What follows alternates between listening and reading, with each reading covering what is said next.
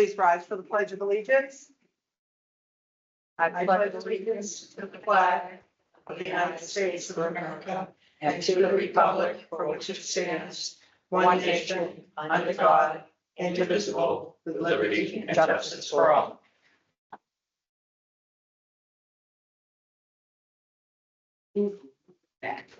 So I'm going to open the meeting with the public hearing on the tax classification. Yes. Just have to follow those two, so that the vote, I have to redo this. I, Where's the vote? They're right. If you're. Oh, that's. Okay. okay. So this hearing is being held under Mass General Laws, Chapter 40, Section 56, to determine the tax levy distribution among property classes. Valerie Leonardo is our assessor, and she is going to give a presentation. Thank you, Val. Thank you. So tonight is our fiscal year 2026 tax classification hearing. And we are in an interim tax year.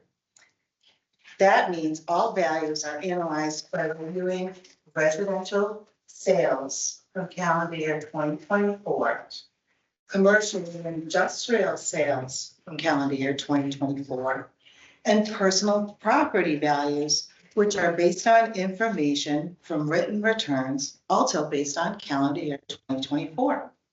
Everything that happened in calendar year 2024 affects fiscal year 2026. It's always a year behind. So on page 3 is our LA4 assessment classification report. This is a really good, most important snapshot of the town. We've increased residential parcels by 26 parcels. We have 26 more parcels than we did last year. We have 2 more commercial parcels. We didn't gain any industrial parcels.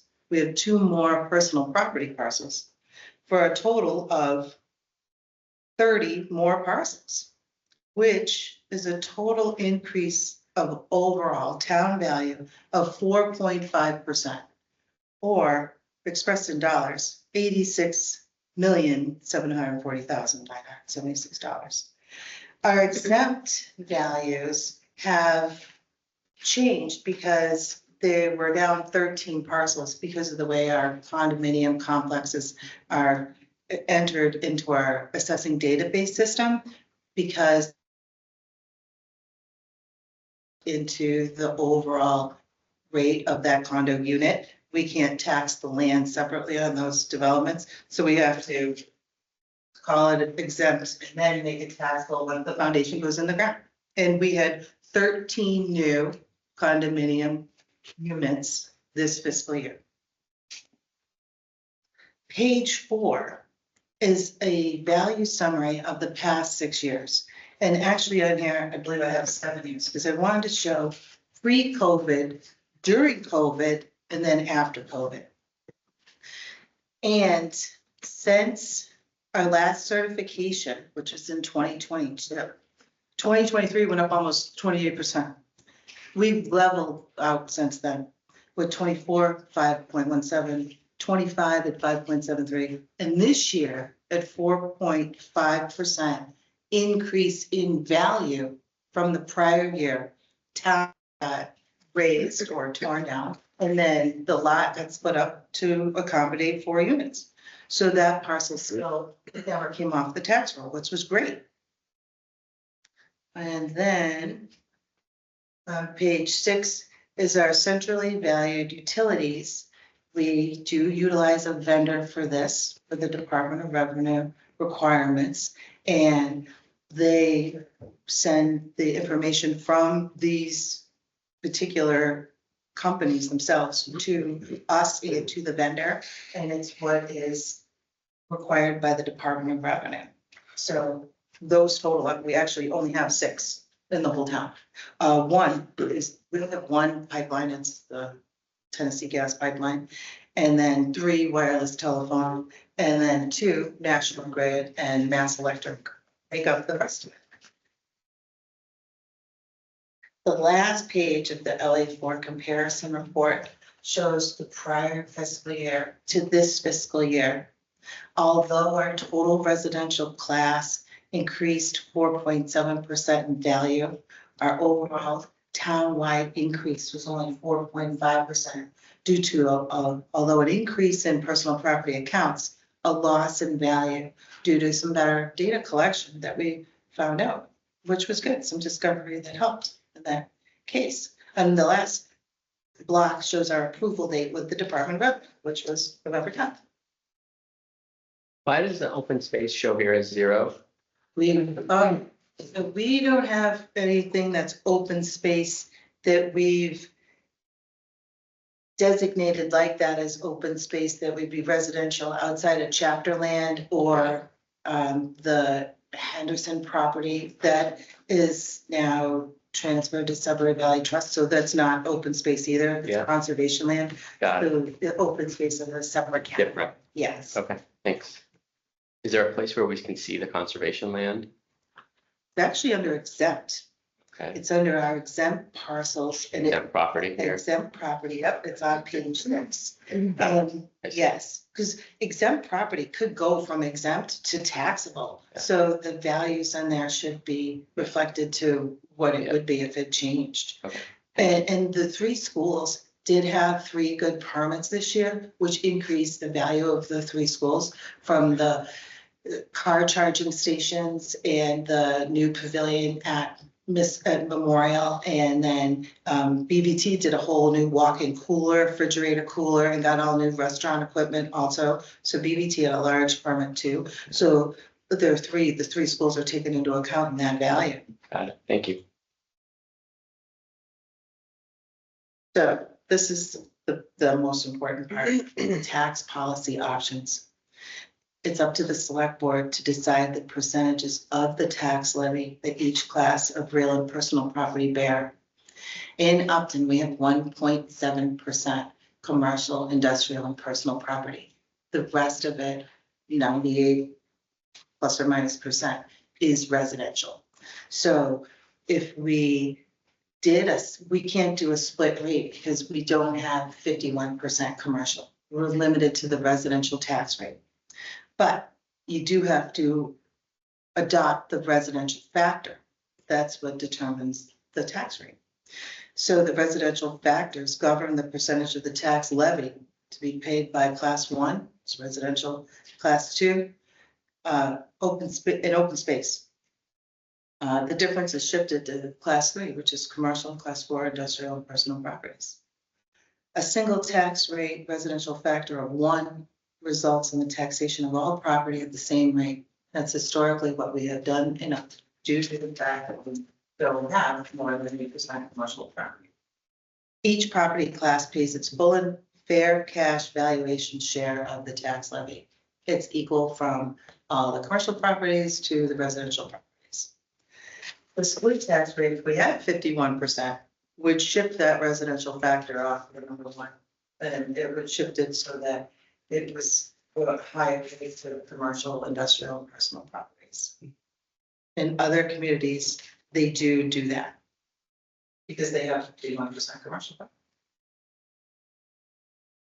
So this next page on page 9 is the residential exemption. The residential exemption is granted by the select board to all class 1 residential properties that are the principal residence of the taxpayer on January 1st. The exemption cannot exceed 35% of the average assessed value of all class 1 residential properties. That's all 2,800 plus single family homes. To calculate the exemption, the assessors determine the average assessed value of all residential parcels. The adopted percentage is applied to the amount of assessed value of each residential parcel. That's the domicile, meaning where they live and where they sleep, of the taxpayer is reduced by that amount. The tax rate impact on that increases the residential tax rate. The amount of the tax levy paid by the class remains the same, but because of the exempted valuation, it's distributed over less assessed value. It's kind of like when you're taking a test and they've kind of all graded it on a curve. It's similar to that. This higher rate creates a shift within the class that reduces the taxes paid by homeowners with moderately valued properties. Those taxes are then paid by the owners of rental properties, vacation homes, and higher value homes. Upton has never adopted a residential exemption. And there are many communities that do that. They're more toward the Boston area. Watertown, for example. Page 10 is the small commercial exception. This is also a select board function, and we grant a small commercial exception to the class 3 commercial properties that are occupied with businesses of average annual employment of no more than 10 people and assessed value of less than $1 million. The exemption may not exceed 10% of the assessed value of each class 3 commercial property. So we do have a few that this would help, but again, we aren't shifting the rate because we don't have the value of, we don't have the amount that we have. So for a business to qualify, the director of the Department of Workforce Development certifies the average annual employment of 10 or less people at all locations from the prior calendar year. By July 1st, they send the assessors a list of businesses that met the employment criteria. If a sole proprietorship or partnership isn't on there, we can determine as the assessor that it meets it or doesn't meet it. This is the tax rate impact. Adopting a small commercial exemption increases the commercial and industrial tax rates. The amount of the tax levy paid by those two classes remains the same, but because of that exempted value, it's distributed over less assessed value. The higher rate creates a shift that reduces the taxes paid by owners of properties occupied by small businesses and shifts them to larger commercial and industrial taxpayers. If we had a larger commercial base, specific, really along 140, that exceeded that, maybe a grocery store, a CVS or Walgreens and a Jiffy Lube, a bunch of other commercial properties, that would help, but we don't. And we only have one Dunkin' Donuts, and that doesn't really help us. So on page 11 is the Board of Assessors recommendation. The Board of Assessors recommends a residential factor of 1. We recommend not to adopt a residential exemption, and we recommend not to adopt a small commercial exemption. The next page is your vote, and the last page is the end. Okay. Thank you, Val. I appreciate your presentation. I'm going to open the floor for any public comment. Does anybody in the audience, would they like to say anything? How about anybody online?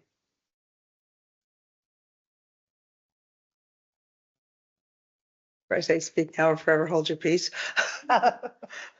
Does the board have any comment or questions? Or I'll. Yeah, on the exemptions. And it doesn't have to be for this year, but the notion of easing the tax burden on people with lower and moderate income properties is appealing to me. I would obviously want to understand and explore with the board sort of what the real world impact was, like if we had a $500,000 house, $1 million house, $1.5 million, like the degree to which this would change and shift that tax burden sort of to the higher value properties, like understanding, is it a 1%, is it a 1% increase? Is it a 5% increase? Is it a 40% increase? Like sort of what the true impact would be. I would be very interested in seeing an analysis like that, or if you know off the top of your head or can describe it more sort of in those terms. Be on the except you can determine that on the residential exemption that here it is right here. So it cannot exceed 35% of the average assessed value of all class 1. So that means we would total up everything in class 1. That was our, here it is right here. everything in class one. Go back to the better image, yeah. I got $52,729,100. Yeah. So may not exceed 35% of the Of average that. of that number. Of all class one residential properties, the assessor is supposed to determine, so I determine the average assessed value of all the residential parcels, the average of all those ones. Of the Yeah. 2358. Yeah, And then the adopted percentage up to 35% is applied to that amount. The assessed value of each residential parcel that's a domicile, I mean, everybody that's owner occupied is reduced by that amount. So it's only the ones that are excluded are people who have more than one property and rent out the other one. Stuff that's actually on Crockett Road that would be rented vacant, even though we didn't allow seasonal rent, we could allow seasonal rental more than 30 days. Yeah. And higher value homes, so everything over that average assessed value of all the residential parcels. So yes, we can determine what it would be, Yeah. what the impact would be. Yeah. The max is 30%. gotcha, So we'd have to determine the percentage, right? right, what percentage we want to make. Yeah, and then also, my concern on that is there are many people that, I'll use my mother's house, for example. She's in long-term care. She paid 15,000 for it. It's worth over 600. Oh, yeah. But she's in long-term care. She's on a Yeah. fixed income.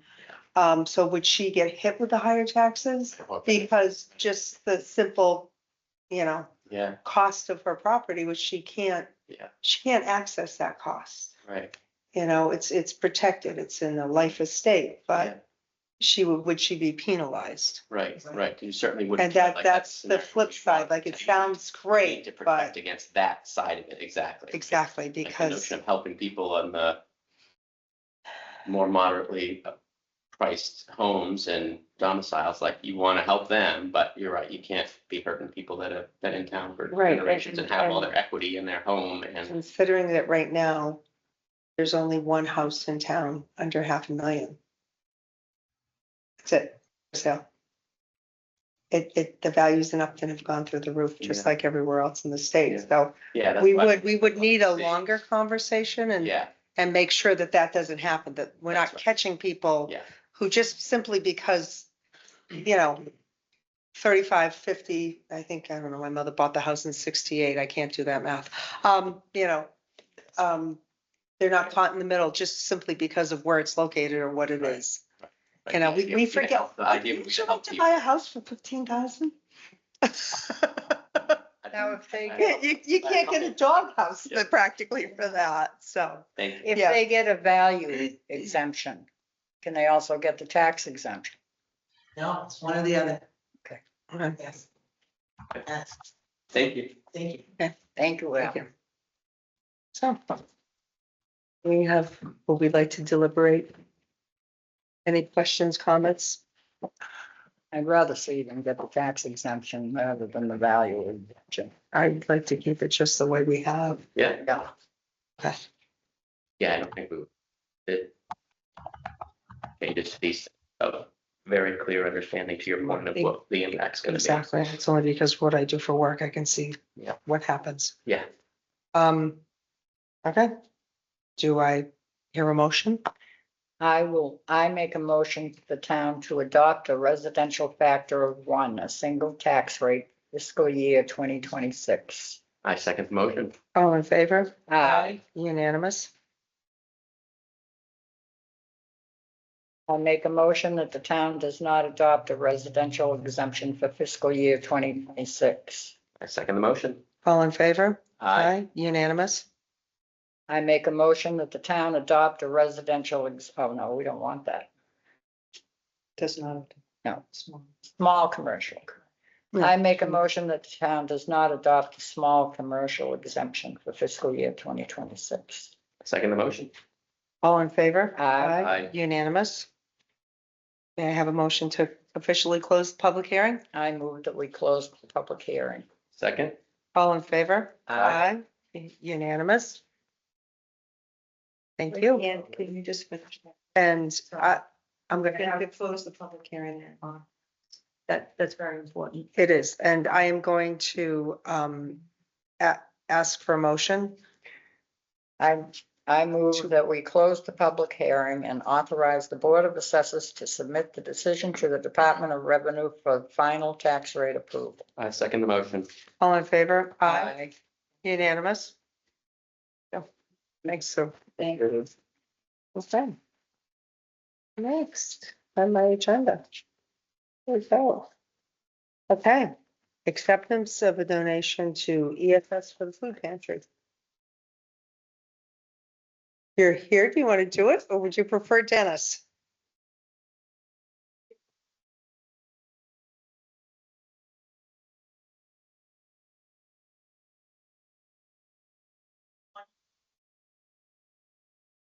Donations that we've received over the last 2 weeks, as well as a number of gift card donations that we've gotten from the public. So total half plus gift card values, we're looking for approval for $3,145. Any questions or comments? I think it speaks to the quality of the people of Upton. Do I hear a motion? I move that the select board vote to accept the donation of $3,145 to the Upton Food Pantry. I'll second. All in favor? Aye. Unanimous. All right. Thank you to all of the donors, very generous. Exactly. And next up is a donation to ESS from Fuse. Okay.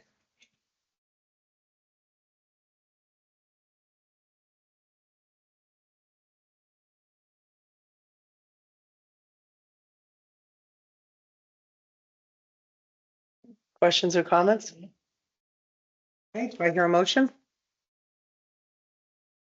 I move that the select board vote to accept the donation to the Upton ESS from Fuse with much appreciation. Thank you. Second. All in favor? Unanimous. And we have an easement amendment request, 105 Crockett Road. Excuse me, Mike Canales, Director of Land It's Use. been a long day, Been here since- and it's been exciting in the building today for those of you who didn't know. They do, thanks to Dennis and the team for Yeah. getting us back up and operating. Mike Antonellis, Director of Land Use and Inspectional Services. This is a request from the property owner at 105 Crockett Road. And with us tonight is Doug Chabot, who is the former, but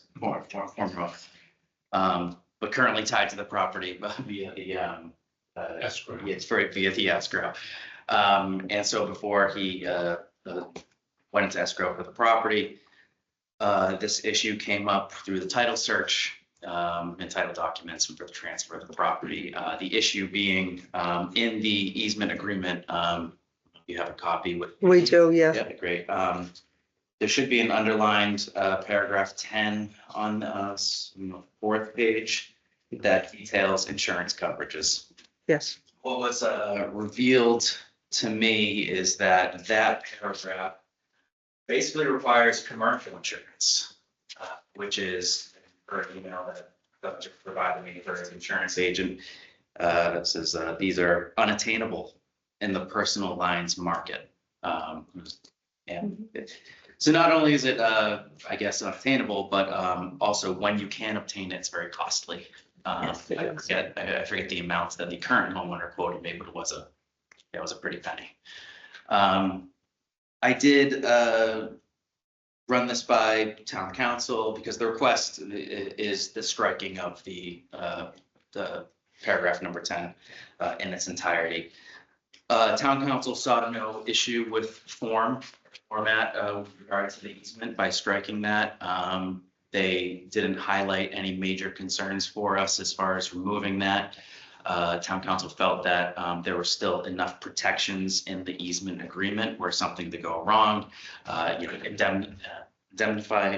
indemnity clauses and such.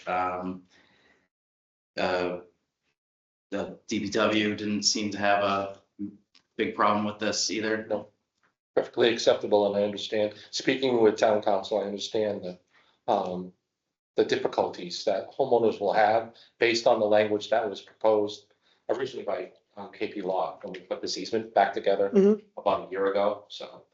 We're gonna continue to have this problem if we don't make some amendments to our policy, so. The only thing I'd add is just that Crockett Road being an unusual setup for a road, given its history. I reached out to my network of planners across the state, see if anybody had a similar setup or had similar easements in place for similar reasons. I get nothing back from anybody, so it's a unique position. So there's no good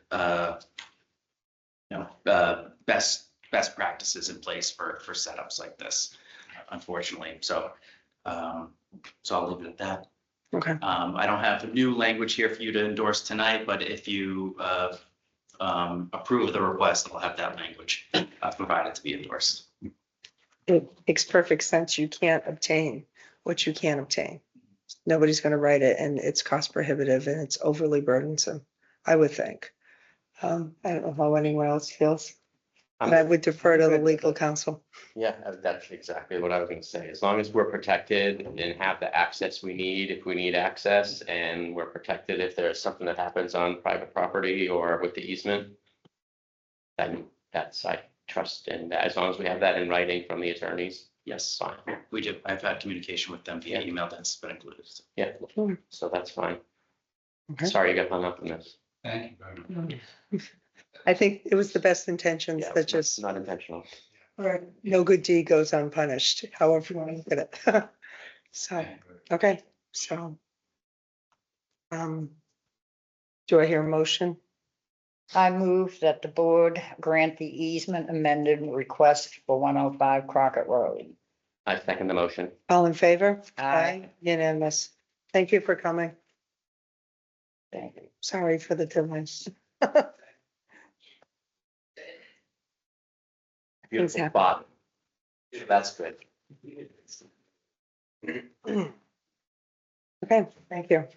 Okay, so next would be 45 Milford Street, the 40B housing update and board comments. Nothing else? Hello again. Hi. So you received a letter from Mass Housing back on October 15th.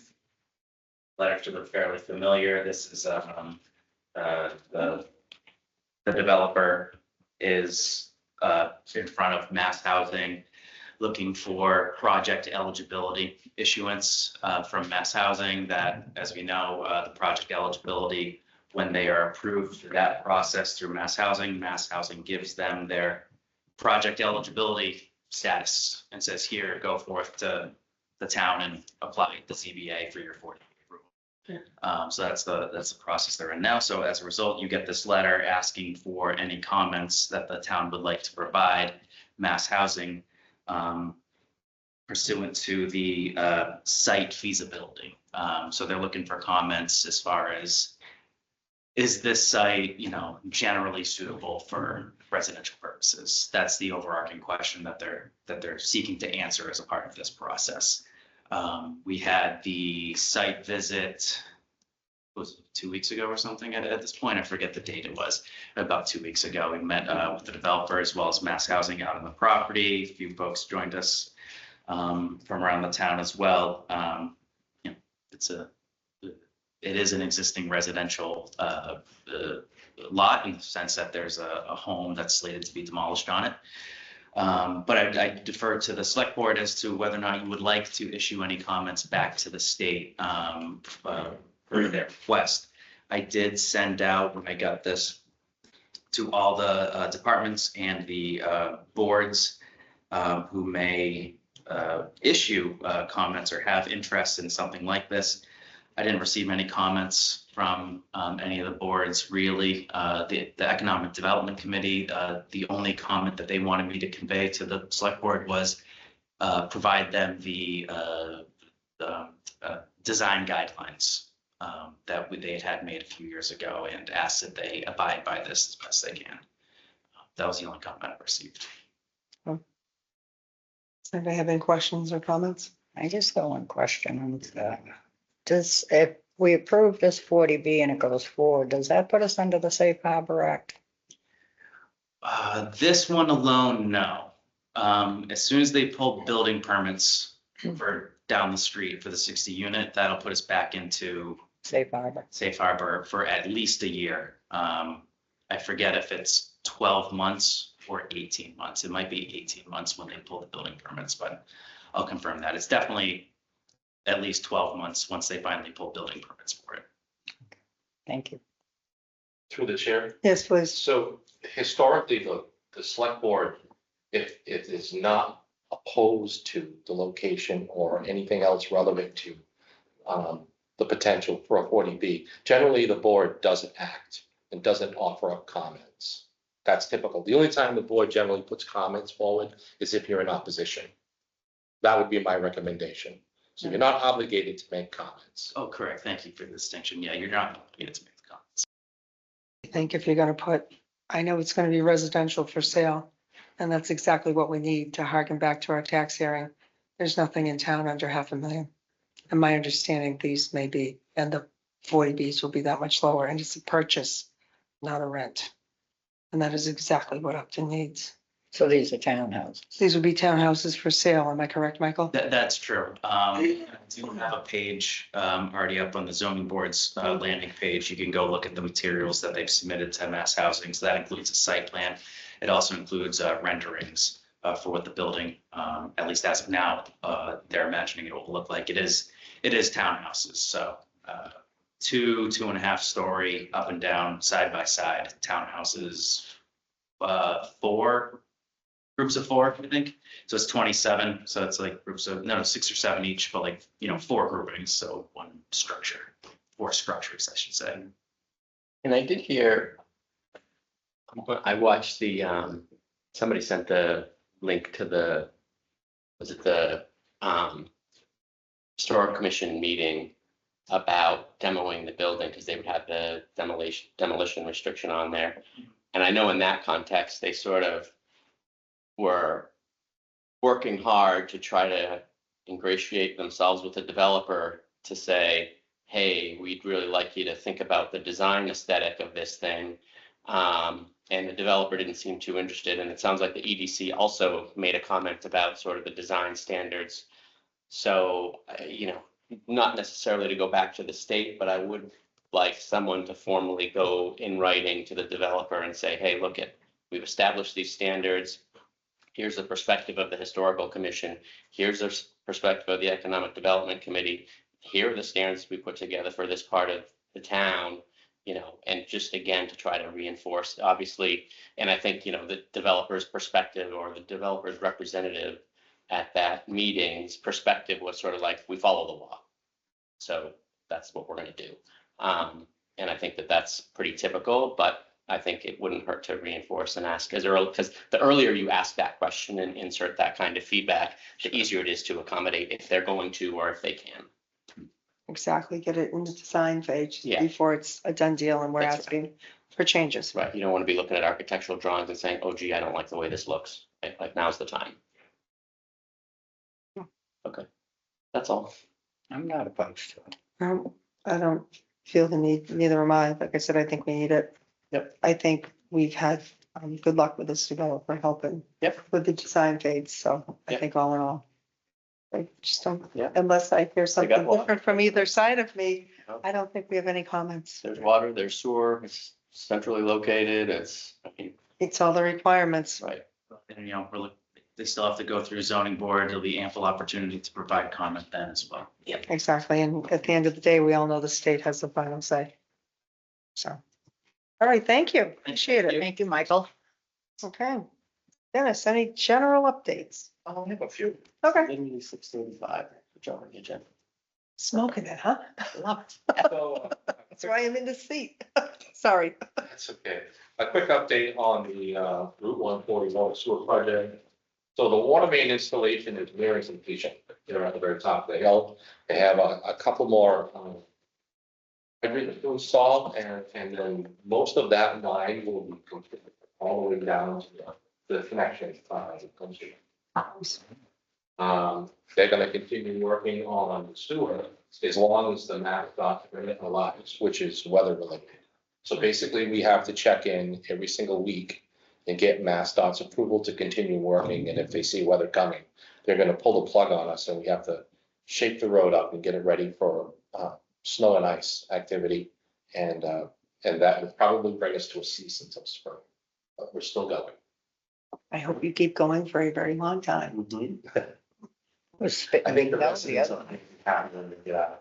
Yeah, Ready for a break. We had a sewer backup today at Town Hall. I know the board is aware. And the two bathrooms downstairs backed up. If you recall, a couple of years ago, this was a common problem that we experienced. And we made some changes to the water closets down there by putting in some stronger flushing units that was designed to help us keep the flow going out. And we did have a sports program here the night before. The blockage was paper related, so we were able to stink it, camera it, and we got everything clean.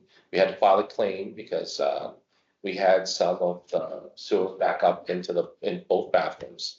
It has been sanitized. If you go down there now, it smells wonderful. And the air scrubbers are running.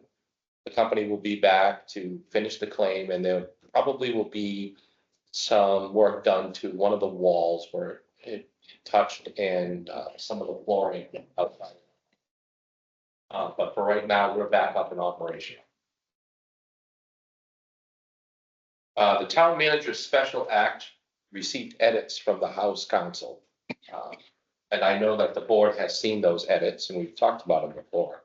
MTC is currently reviewing the proposed edits. Once they are complete, we could take a quick look at them and make sure we have nothing additional. And then we can send it back to the House for filing.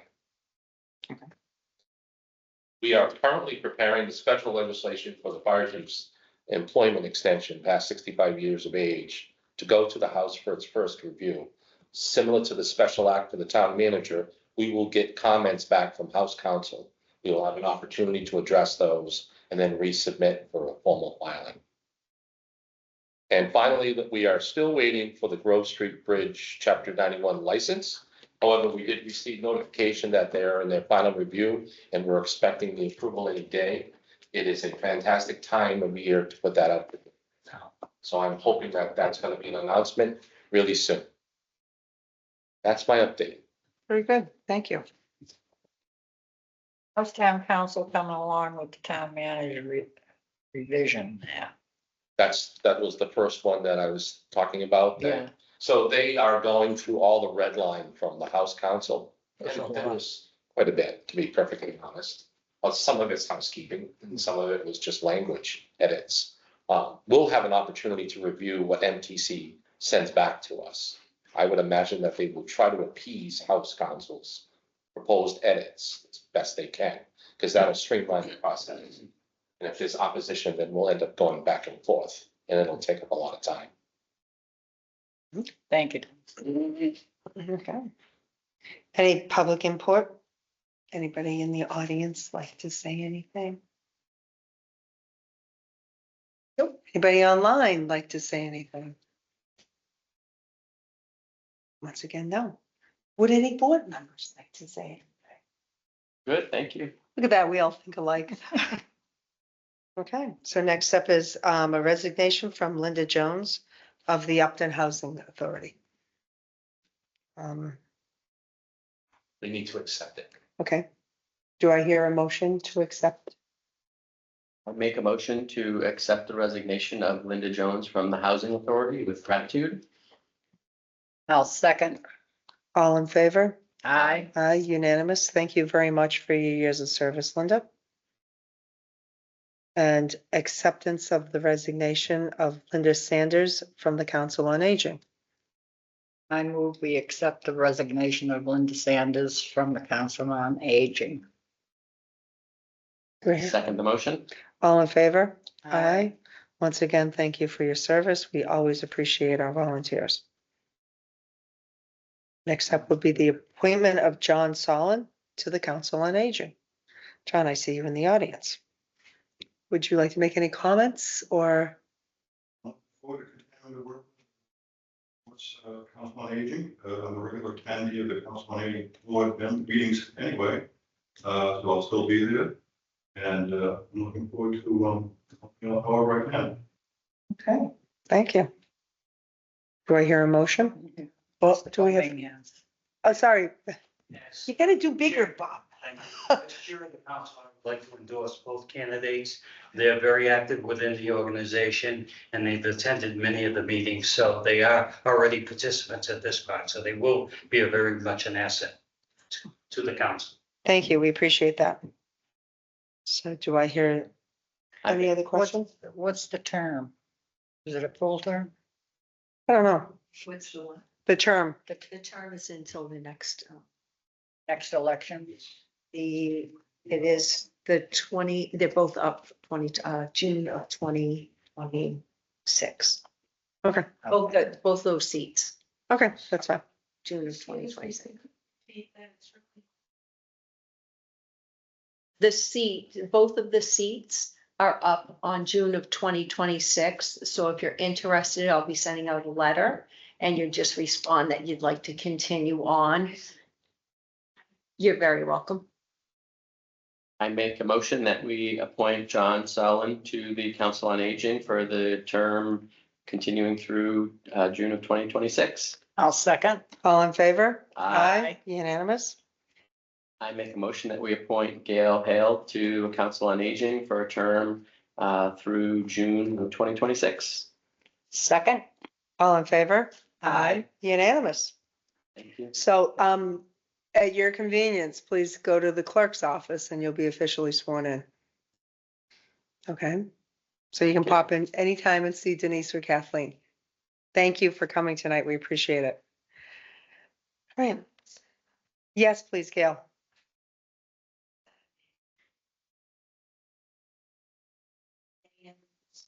And I had 40 years hiatus. Yes, kind of like the Bloomer Girls. We found you and we drew you back in and we so appreciate you. Welcome back. Be back in. That's wonderful. Awesome. I hope everybody at home listening takes a page from your book. Really great. Thank you. So discussion of the Constellation Energy contract. So in the board's packet, I provided a new contract with Constellation. We have been using Constellation since 2015. They are our suppliers. National Grid creates the electricity and they are the ones who supply it to us. This came as kind of a surprise, kind of caught us off guard. I would like to have had more time to do more work of investigating other options that were available to us, but the clock was ticking on this one. And our options were to sign a 1, 2, or 3-year contract with them, or let it lapse, and we would be subject to National Grid's rate, which was considerably higher than this one. So to play it safe, Bill and I did quite a bit, and thank you, Bill, did a lot of homework on this. We did a 1-year contract with them for a great rate, still an increase. And I spoke with the finance director about, we will need to find some extra money in all of the different departments by the end of the year, but we have a plan. And this gives us a year for the new town manager to come on and look into this fully and figure out if they want to stay with Constellation, they can sign a subsequent contract, or if they want to go with another supplier, they can. But Good. this Good. prevented us from a lot of expense. I think the current rate for National Grid is almost twice what we currently pay. So We would have been shutting the lights off, or they would have been shutting them up for us. So thank you for your work. Bill, yes. To a program in the Mass Municipal Association and Constellation. So it's sponsored by them and approved by them. So we felt comfortable entering into it, and as Dennis mentioned, we've been doing this with Constellation for 10 years now. So. Thank you. Appreciate that. Thank you, yeah. So next up would be vote to transfer care, custody, and control of the conservation restriction for Forest Heights to the Conservation Commission. Did we get a motion on the last one? No, contracts. I believe so. Is the value? I just, What you need, just to be safe. Contract signed because I didn't have a choice, but you know what? It wouldn't hurt if you voted it. Okay. Do I hear a motion to accept the Constellation? I move that the select board vote to authorize the town manager to execute the energy supply contract with the Constellation Energy, subject to final legal review for 1 year. for 1 year. Second. All in favor? Aye. Okay. Now it's official. Now you get some manpower. It's $208,000 annual. Well, Wow. Wow. Can you imagine if that doubled by mistake? Yeah, thank God. Let's just say, good thing it didn't double. That would not have been, They said I had to sign it, so I'll put a reprimand in my file. don't worry about To it. be done. I think you might have bumped into me and I said, take it on the chin, go for it. We're back to vote to transfer the care custody and control the conservation restriction for Forest Heights to Conservation Commission under Mass General Laws, Chapter 4015A. So the board recently signed the emergency sale relevant to the CR. And one of the things that is being asked of the town is very typical of CRs is to have the control and custody and care of the CR be transferred over to the Conservation Commission, which is very appropriate. Unfortunately, that requires, to do it officially, requires town meeting action. So the attorneys have worked out a motion that allowed maintain, because the deed is written out to you as the owners, to be able to maintain custody of it, but to transfer control of it through your authority to conservation. And the motion you have in front of you does two things. One is it accomplishes that, and it also guarantees the state that we will come back in the spring and put this on the annual town meeting to transfer it officially. Sounds like a plan. Who would like to make a motion? Guess it's my turn. right? Okay, I move that the select board vote to authorize the Conservation Commission to manage the property located at 0 North Street, also known as Forest Heights, for the purpose of ensuring compliance with a certain conservation restriction on the property and to otherwise develop trails and rules or regulations for the public use thereof, subject to the approval of the select board, and further that the select board hereby acknowledge its intention to place an article on the annual town meeting warrant authorizing the transfer of care, custody, and control of the property from the select board to the Conservation Commission. I second the motion. all in favor? Aye. Unanimous. Oh, Discussion? we're on go. Discussion of the 140 tip project. That's me. Yeah, So as the board knows, the town has been in communication with MassDOT District 3 in putting together a public forum for information purposes, as the state is at the 75% design stage for the TIP project, including the roundabout. And there was some miscommunication between us and the state. And originally, the state said that they're not required by law to do a 75% public hearing, but they were not opposed to the town doing an informational session and would provide the town one of the engineers that they had contracted with to come and help answer questions.